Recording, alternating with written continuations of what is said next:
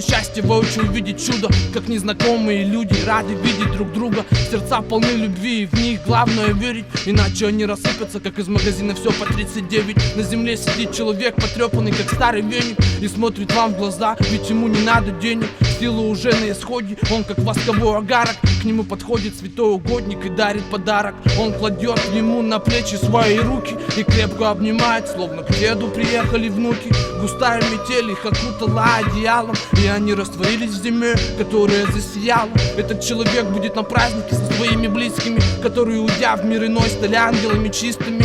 Они вот-вот вниз упадут, чтобы начать новую жизнь в новом году. Снежинки опускаются на челябинские реалии, словно души возвращаются в божественной канцелярии. Они вот-вот вниз упадут, чтобы начать новую жизнь.